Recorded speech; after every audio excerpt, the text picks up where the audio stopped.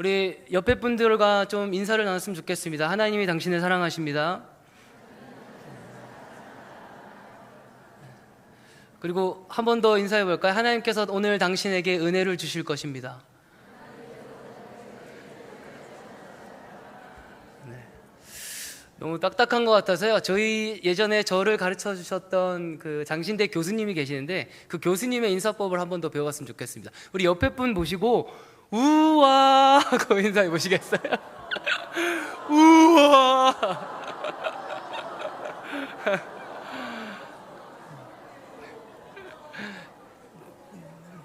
정말 우아스럽지 싶습니다. 오늘 하나님께서 저와 여러분들에게 주시는 말씀을 좀 살펴보려고 하는데요. 한 가지만이라도라고 하는 제목으로 같이 말씀 나누도록 하겠습니다. 1년 전에 저희 어머니께서 갑자기 늦은 나이에 영어 공부를 하시기 시작했습니다. 그래서 물어봤어요. 엄마 왜 영어 공부해 갑자기? 그랬더니 어머니가 다니는 회사에 오랫동안 이제 다니는 회사원들에게 공짜로 유럽 여행을 10일 동안 보내준다는 거예요. 그래서 되게 좋은 회사다. 그리고 근데 왜 영어 공부해?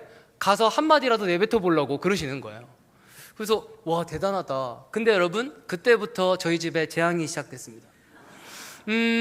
어머니가 영어 공부를 하기 시작하는데 모든 가족이 어머니의 공부 상대가 돼줘야 됐습니다. 갑자기 며칠 있다가 카톡이 옵니다. 아들 굿모닝. 그 여러분 다 영어 전체 문장을 보내는 게 아니라 아들 예스터데이에 뭐 했어? 아들, 엄마의 호프는 아빠가 빨리 교회에 나가는 거야. 문장 다 이야기하지 않고 어머니가 열심히 영어 공부를 하시기 시작했습니다. 그리고 모든 가족이 저희 어머니의 공부 상대가 돼줘야 됐고 그게 굉장히 오랫동안 지속됐습니다. 그런데 이제 하다 보니까 너무 이제 오래 이렇게 공부를 하시다 보니까 저희 아버지가 좀 지치셨나 봐요. 그랬더니 저희 단톡방에 저희 어머니가 영어 회화 책을 보시면서 아버지한테 이야기하는 그 모습을 사진으로 딱 찍으면서 카톡방에 한마디를 남기셨습니다. 아들 살려줘.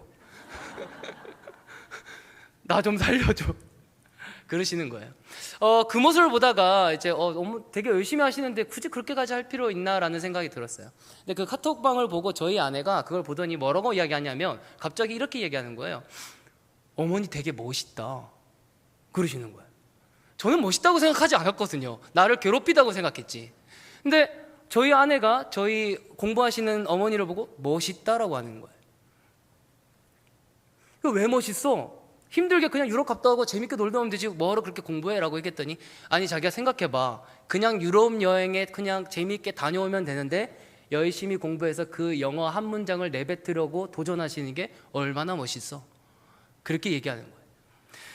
여러분 제가 설교 초반에 왜 이야기를 드리냐면 여러분 사람은 목표가 분명하고 해야 하는 목적을 알 때 힘이 있더라는 것입니다.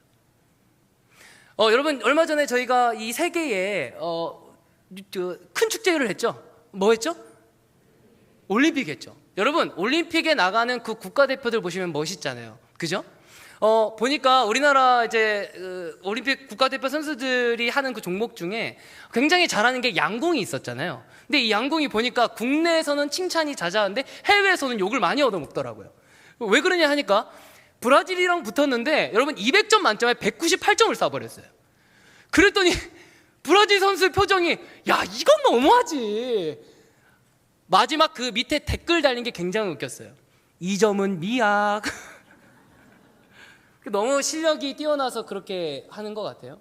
근데 여러분 국가대표가 왜 멋있습니까? 동메달 따서인가요? 은메달 따서인가요? 금메달 따서인가요? 아닌 것 같습니다. 여러분 국가대표가 멋있는 이유는 자기의 목표가 분명하고 해야 할 목적을 알아서 4년 동안 피땀 흘려 노력했기 때문에 멋있는 겁니다. 여러분 그들이 동메달을 따지 못해도 은메달을 따지 못해도 금메달을 따지 못해도 설령 그 예선전에 패배했다 할지라도 그들이 주는 힘은 무엇입니까? 그들이 목표를 제대로 알았고 목표가 분명했고 자기가 해야 될 목적을 알아서 열심히 노력했기 때문에 그들에게 힘이 있는 것입니다. 저는 여러분들이 그런 삶이 되기를 주님의 이름으로 축복합니다. 여러분 오늘 말씀 속에 나오는 인물들 중에 자기의 자기가 분명한 목표를 가졌고 그 다음에 해야 될 목적을 알았지만 그것을 잃어버린 사람에 대한 이야기가 등장합니다. 말씀을 보니까 마르다랑 마리아의 두 자매가 나와요. 그런데 마르다랑 마리아가 어느 날 예수님께서 자기 집으로 신방 오신 거예요. 근데 여러분, 성경 여러 곳곳에 나와 있지만 마르다와 마리아는 예수님과 굉장히 가까운 사이였습니다. 그래서 베다니, 이들이 살고 있었던 그 마을에 예수님이 오실 때마다 종종 예수님과 함께 만났고 예수님과 함께 이야기를 했었던 것 같아요. 그런데 여러분, 문제는 오늘 말씀해 보니까요, 갑자기 예수님이 마르다와 마리아 집에, 내가 오늘 네 집에 갈 거야, 내가 오늘 너희 집에 방문할 거야, 내가 너희 집에 영접할 거야, 그렇게 이야기하시는 거예요. 여러분, 우리가 이 성경을 읽을 때 마르다와 마리아 집에 예수님이 갔구나, 이렇게 이해하시면 안 됩니다. 여러분, 예수님이 그 집에 오신다라고 했을 때는 여러분, 몇 가지 문제가 있죠.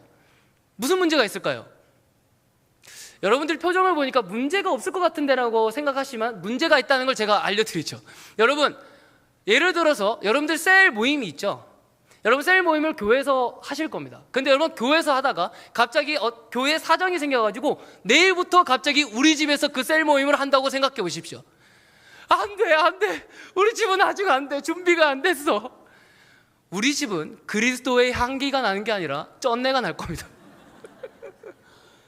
여러분, 그리고 자녀가 있으신 분들은 알 겁니다. 여러분, 지금 자녀의 방을 한번 상상해 보십시오. 임진왜란 그 자체지 않습니까? 여러분, 우리 자녀들의 그 방에 그 청소되어 있지 않는 그 모습을 볼 때 어떤 느낌이 듭니까? 찬양이 절로 나올 겁니다. 전쟁은 하나님께 이놈의 그냥 치우지 속한 것. 우리 집은 안 돼. 여러분, 그리고 만약에 셀 모임 우리 집에 하게 돼서 오게 됐어요. 그래서 이제 뭐 어쩔 수 없으니까 이렇게 하게 됐는데, 그래서 부랴부랴 집을 청소하고 부랴부랴 집을 정리하는데, 여러분, 집에 눈치 없는 아저씨가 한마디 던지는 겁니다. 신경 쓰지 마.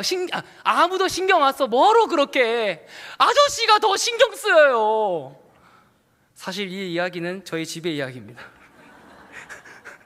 얼마 전에 저희 어머니께서 집에 목사님이 오신다고 그러셨거든요.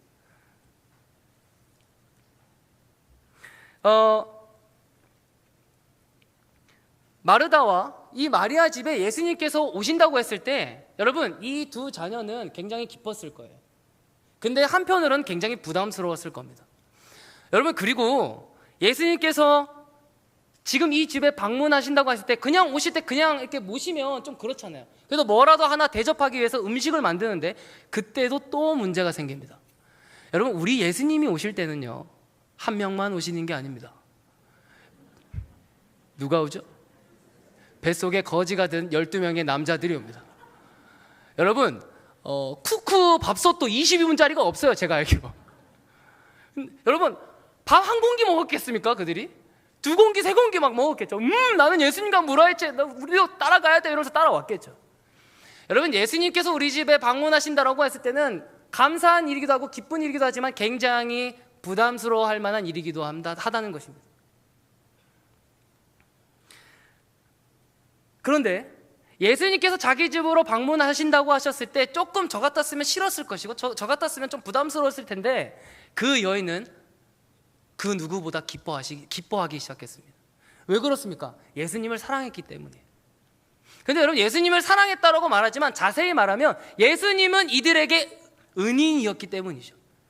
요한복음 11장에 보면 이들의 오빠였던 나사로가 나옵니다. 근데 그 나사로가 죽을 병에 걸려서 죽게 되죠. 근데 예수님께서 그 나사로를 살려주십니다.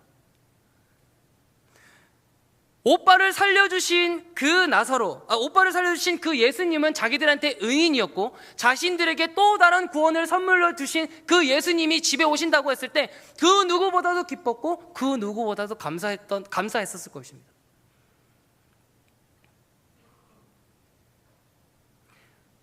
이때 마르다와 마리아는요, 모든 게 예수님을 위한 일이 모든 게 기쁨이었고 감사였습니다. 자, 그리고 이제 집에 오셨습니다. 그래서 음식을 막 준비했습니다. 근데 어느 순간에 마르다가 열심히 준비하다 보니까 동생 마리아가 어디 가고 안 보여요. 그래서 이놈의 가시가 어디 가는지 봤더니, 성경 한번 읽어보겠습니다. 39절입니다.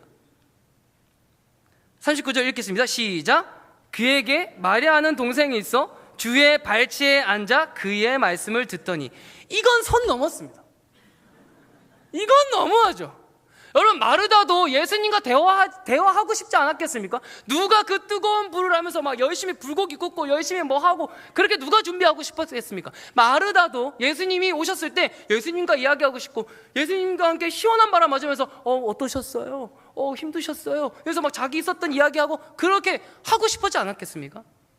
근데 지금 이놈의 가시나 마리아는 예수님 앞에서 예수님의 말씀을 듣고 있었다라고 이야기하고 있다는 겁니다.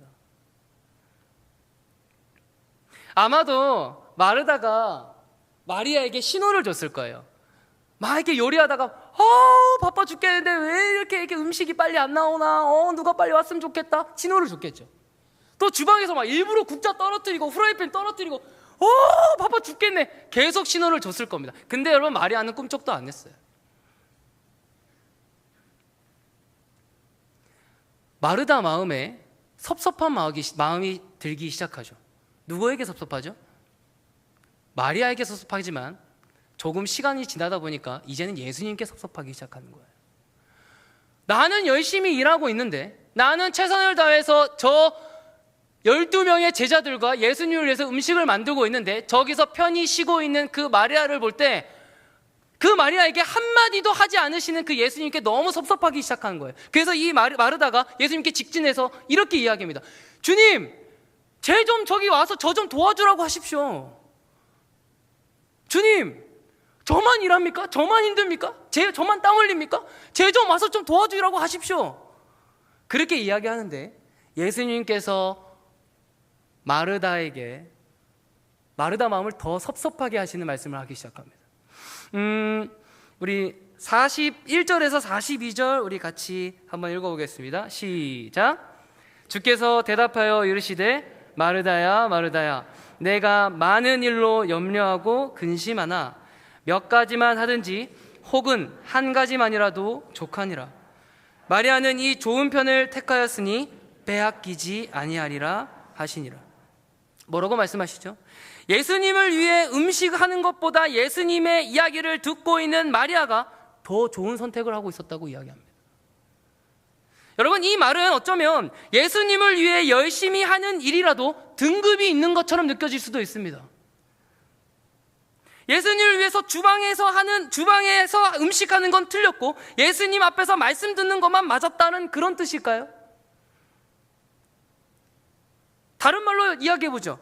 교회 나와서 예배 드리는 건 거룩한 일이고 예수님의 사람으로서 세상 속에 나가서 열심히 일하고 땀 흘리는 건 거룩한 일이 아니란 뜻입니까? 여기 청소년도 있고 우리 청년들도 있지만 열심히 직장에 가서 그리스도인으로서 살아내는 것, 그리고 열심히 예수 그리스도를 위해서 공부하는 게 여러분 거룩한 일이 아니고 교회에서만 예수님의 말씀을 듣고 있는 게 여러분 거룩하다고 말씀하는 뜻일까요?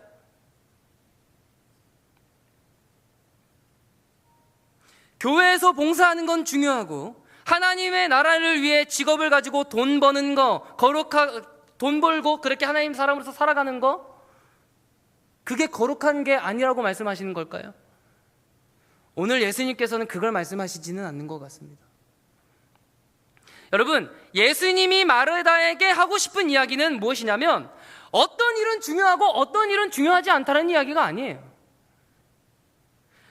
예수님께서 마르다에게 하고 싶은 이야기는 마르다는 마리아를 신경 쓰느라 처음 예수님을 위해 주방에 들어갔던 그 의미와 목적을 잃어버린 것에 대해서 알려주고 싶으셨던 거예요. 마르다야, 감사와 기쁨으로 시작했던 너의 의미와 목적을 지금 아직도 가지고 있니? 뭐가 중요하고 뭐가 중요한 게 아니야. 음식하는 거 중요해. 근데 그 음식을 하려고 주방에 들어갔던 그 첫 마음, 첫 목적, 나를 위해서 기쁨과 감사로 했던 그 마음이 아직 남아있니? 예수님께서 그걸 짚어내시는 거죠. 여러분, 중요한 게 있어요. 하나님은 내가 무엇을 하느냐보다, 뭔가를 많이 하느냐보다 하나를 하더라도 어떻게 해나가고 있느냐에 더 관심이 있으시다는 사실입니다. 무슨 말입니까? 내가 시작하려고 하는 그 일, 내가 지금 하고 있는 그 일을 나는 예수님을 위해서 어떤 의미와 목적을 가지고 할 것인가를 계속해서 찾고 고백하면서 살아가기를 하나님은 더 원하신다는 사실을 기억하게 되시길 축복합니다. 나는 교회에서 찬양팀으로, 셀원으로, 주일학교 교사로, 학생으로, 직장인으로 많은 부분을 섬기고 살아내고 있는데 나는 어떤 의미와 목적을 가지고 시작했고 지금 이걸 하고 있지? 여러분 10대 청소년들 같은 경우에는 이럴 겁니다. 와, 대학 가면 자유야, I am free. 그게 아니라 나는 예수님을 위해서 대학 가기 위해서 공부를 하긴 하지만 나는 예수님을 위해서 왜 공부하고 왜 대학을 가려고 하지? 여기 여러분 취준생들 있을 겁니다. 직장인들 있을 겁니다. 여러분 취업 준비하면 나는 자유야. 취업 준비하면 다 끝날 거야. 취업되면 I am free가 아니라 여러분 직장을 위해서 취직을 하기 위해서 노력하긴 하지만 나는 그 직장에 들어가서 어떤 예수님을 위해서 어떤 의미와 목적을 가지고 살아내려고 하고 있지? 우리가 예수님을 위해서 어떤 의미와 목적으로 하고 있는지를 생각하지 않고 바쁘게만 살면 공허할 겁니다. 바쁘게만 살면 허전할 겁니다. 허무할 겁니다. 아무리 주님을 위해 섬기는 일이라 할지라도, 아무리 주님을 위해 기쁨으로 시작했고 감사로 시작하는 일이라도 내가 주님을 위해서 내가 어떤 의미와 목적을 가지고 살아낼 것인가에 대한 계속적인 고민이 없고 그것에 대해서 하나님을 묻지 않는다면 그 끝에는 반드시 공허한 뿐일 거고 반드시 허무할 것입니다. 저는 여러분들이 하는 모든 일에서 그분에게부터 부여받은 의미와 목적을 고민하고 주님께 물으며 담대히 나아가게 되시는 여러분 되시길 축복합니다. 저는 이 말씀이 지금 온 세대에게 굉장히 중요한 시점이라고 저는 생각합니다.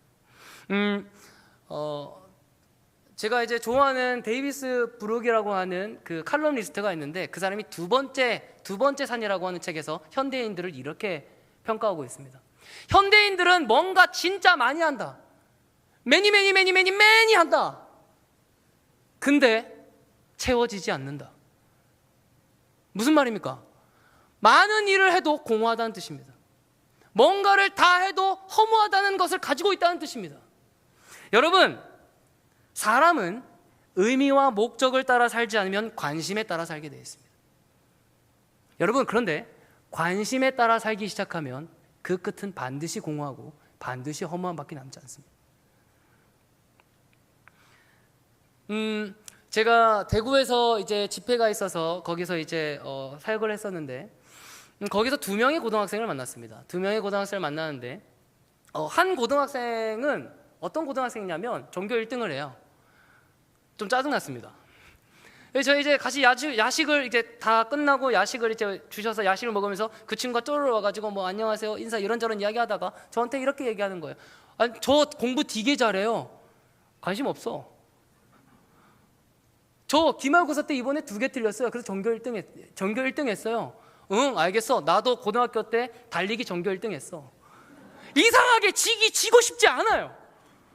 나는 해본 적이 없어서. 근데 여러분 생각해 보십시오. 전교 1등입니다. 기말고사에서 전 문제 중에 2문제 틀렸습니다. 행복하지 않겠습니까? 행복할 겁니다. 저는 그렇게 생각합니다. 나는 해본 적이 없으니까요. 나는 밑에서 꼴등은 아니지만 10등은 했으니까요. 저는 그 친구가 행복하고 만족스러운 삶을 살고 있을 거라고 생각했습니다. 근데 그 친구가 제가 그래서 그 친구에게 물어봤어요. 야, 와, 문제 2문제밖에 전 과목에 2문제밖에 안 틀렸다고? 너 행복하겠다. 너 좋겠다. 근데 그 친구의 답변이 저를 굉장히 충격에 빠지게 만들었습니다. 뭐라고 얘기하냐면 아니요, 허무해요. 아니요, 열심히 하는데 공허하다는 거예요. 너 그 사실 부모님도 알아? 부모님은 몰라야죠, 전도사님. 열심히는 하는데 허무하고 공허하답니다. 저는 그 친구가 전교 1등에서 문제를 2문제밖에 전과목을 틀리지 않아서 저는 가장 행복할 거 생각했는데 아니요, 그 친구는 공허하고 허무하답니다. 그리고 여러분, 다른 친구를 또 만나게 됐습니다. 다른 친구는, 이 친구는 공부를 되게 못했어요. 공부는 저랑 좀 비슷했던 것 같아요. 공부에 관심이 없는 친구였어요. 그래서 이제 막 이야기를 하다가, 조 선생님 저 공부 못해요. 너가 내 백성이구나. 내 백성이 여기 있었네. 어쩐지 너 잘생겨 보이더라. 막 이야기를 하기 시작해요. 전교 1등보다 다른 반으로 이야기하기 시작했어요. 근데 여러분, 그 친구가 그 작년 겨울에 이제 수련회 때 갔다가 자기가 앞으로 어떻게 살아야 되는지, 그리고 어떻게 하나님께 영광 올려드릴 것인지에 대해서 고백하고 알게 돼서 이제 공부를 하기 시작했다는 거예요. 근데 여러분, 공부를 하기 시작했다는 게 은혜가 아니에요. 제가 저는 이렇게 생각했어요. 고등학교 2학년짜리가 이제 공부 시작하면 이제 힘들 거잖아요. 진짜 힘들 거잖아요. 남들보다 뒤쳐졌으니까. 그래서 제가 그 친구에게 힘들 것 같아서 물어봤어요. 야, 너 이제 공부 시작해야 되니까 진짜 힘들지? 어렵지? 만만치 않지? 그 친구의 대답이 또 한 번 저를 충격에 빠지게 했습니다. 아니요? 할만하던데요? 재밌던데요? 여러분, 이 두 친구의 이야기를 들었을 때 한 가지 차이점을 발견하게 됐습니다. 여러분, 사람이 살아가는데 생명력이 굉장히 사소한 것에 있다는 것을 저는 발견하게 됐습니다. 무엇입니까? 자기 삶의 목적이 있느냐 없느냐에 따라서 그 사람의 생명력이 있냐 없느냐가 결정된다는 것입니다. 지금 이놈의 시대는 인스타나 여러 곳에서 우리에게 이것들을 계속 부추깁니다. 남들이 관심 가지는 것에 너도 관심을 가져야 해. 돈, 외모, 직장, 대학, 전부 다 취미까지. 내가 왜 그걸 해야 되는지에 대한 깊은 고민과 아무런 목적이 없어요. 남들이 대학 가니까 관심이 생겨서 대학 가고, 남들이 하니까 관심 생겨서 직장 가고, 남들이 하니까 관심 생겨서 취미 생활하고, 관심 있는 것에 너희도 따라가야 뒤처지지 않아 라고 하는 그 메시지를 계속 받으니까 남들이 관심 가지는 것에 아무 생각 없이 우리도 하려고 한다는 것입니다. 근데 여러분, 사람이 목적을 따라 살지 않으면, 의미와 목적을 가지고 살지 않으면 반드시 어떤 것을 해도 분주해도 공허할 것이라는 겁니다. 여러분, 예수님을 위해 나는 어떤 의미와 목적을 가지고 선택하고 할 것인가를 고민하지 않으면 우리의 인생은 더 공허할 것입니다. 더 허무할 것입니다. 왜 그렇습니까? 우리의 공허와 우리의 허무함을 채울 수 있는 분은 단 한 분밖에 없기 때문이다. 주 예수 그리스도이기 때문입니다. 그분께 의미와 목적을 부여받기 시작할 때, 그분께 내 삶의 의미를 부여받기 시작할 때, 그분께 내가 살아가고 내가 직장 다니는 의미와 그 목적을 부여받기 시작할 때 내 안에 공허함과 허무함은 사라지기 시작하더라는 것입니다. 저는 여러분들이 주 예수 그리스도께 여러분들의 삶의 모든 영역에서 의미와 뜻을 발견하게 되기를 주님의 이름으로 축복합니다. 이 말씀을 하고 좀 마치고 싶습니다. 저희 얼마 전에 중등부 수련회 했거든요. 이제 2주가 채 되지 않았습니다. 그런데 저희 중등부 수련회를 시작했는데 야외 온도가 36도였어요. 최악이죠. 근데 한 39명에서 40명 정도의 선생님과 청년들과 스태프들이 와주셨어요. 근데 문제는 밖에서 36도인데 애들 움직이랴, 애들 위해서 프로그램 진행하랴, 장난이 아닌 거예요. 너무 더워가지고. 그래서 여러분, 교육자로서 기도하기 시작했어요. 하나님, 장난하십니까? 하나님, 장난하십니까? 아니, 우리가 좋은 날씨 달라고 했지 언제 이렇게 뜨거운 날씨 달라고 했습니까? 하나님, 장난하십니까? 여기도 장난이 아닙니다.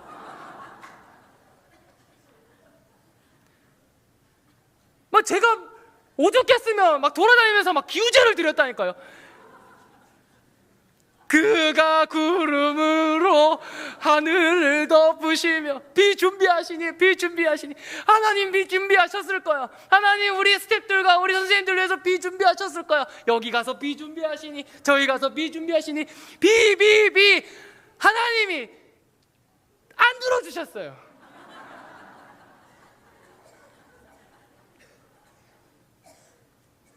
최악이었죠. 그래서 여러분, 교육자로서 너무 죄송스럽고 너무 그래서 프로그램 진행하시고 막 섬겨주시는 선생님께 이렇게 가면서 미안해서 물어봤어요. 선생님, 많이 힘드시죠? 죄송해요, 많이 힘드시죠? 근데 그 선생님의 반응이 저를 굉장히 충격적이게 만들었어요. 기괴했거든요. 선생님, 힘드시죠? 힘들어 죽겠어요.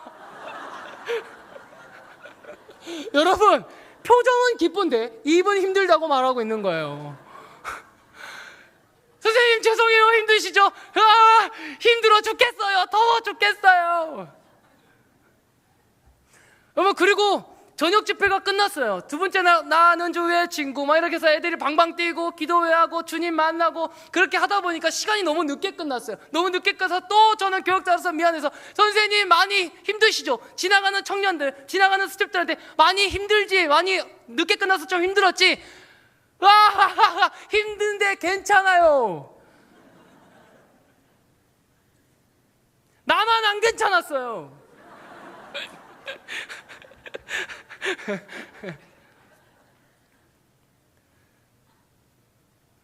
힘든데 기쁘대요. 최악인데 보람이 있대요. 이 세상에서 주지 못하는 기쁨으로 힘들어 죽겠는데 좋았대요. 왜 그렇습니까? 저는 내가 왜 이걸 해야 되는지 모든 스태프들이 목적과 의미를 알고 있었기 때문이라고 생각합니다. 어떤 의미와 목적을 알고 있었을까요? 나를 사랑하사 나를 위하여 자기 몸을 버리신 그분의 사랑을 나도 받았기에 쟤들도 예수 알면 바뀐다, 쟤들도 예수 알면 꿈꾼다, 쟤들도 예수 알면 삶의 목표와 방향이 바뀔 수 있다라고 하는 그 목적을 가지고 아이들을 섬기기 시작하니까 최악인데 기쁘기 시작합니다. 여러분들은 직장이 최악인데 기쁘십니까? 여러분들이 살아가고 있는 가정이 최악인데 하나님께 의미와 목적을 부여받으며 하하하하 괜찮아요, 어려워요 라고 고백하고 계십니까? 오늘 주님은 우리들에게 이것을 물으신다고 저는 생각합니다. 여러분, 그런 의미에서 이 시대에 주님이 요구하시는 그리스도의 소명은 무엇입니까? 무엇을 하던 단 한 가지라도 내가 이걸 누굴 위해 하는지, 내가 왜 하는지 의미를 아는 것이 그리스도의 소명인 줄 믿습니다. 우리는 누굴 위해서 사랑합니까? 나를 사랑하사 나를 위하여 죽기까지 그 몸을 던지신 예수 그리스도는 내 분입니다. 여러분, 왜 누군가를 사랑하십니까? 나를 사랑하사 나를 위하여 죽기까지 나를 먼저 사랑하신 그 예수님 때문에 사랑하지 않습니까?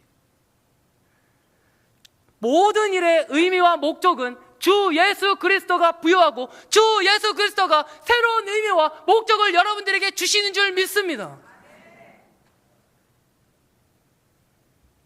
여러분들 중에 공허하십니까? 여러분들 중에 허무하십니까? 오늘 이 밤에 주 예수 그리스도 앞에 나오십시오.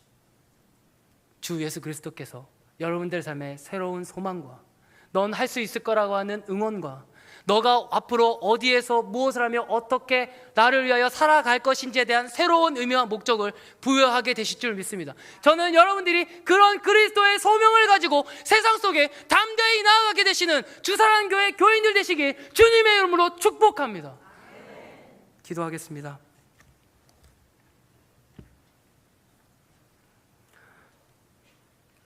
하나님, 감사합니다.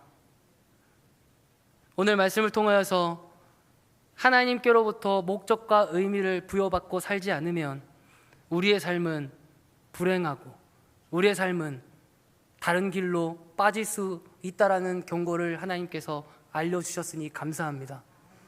하나님, 이제 시작하겠습니다. 하나님께로부터 내 직장에서, 내 학교에서, 내가 살아가고 있는 그곳에서, 내가 섬기고 있는 그 사역들 가운데서 하나님을 위하여 나는 어떤 의미와 목적을 가지고 살아갈 것인지에 대한 계속적인 물음과 기도함으로 그 의미를 부여받아 담대히 하나님 앞에 나아가게 하여 주시옵소서. 예수님 이름으로 기도했습니다.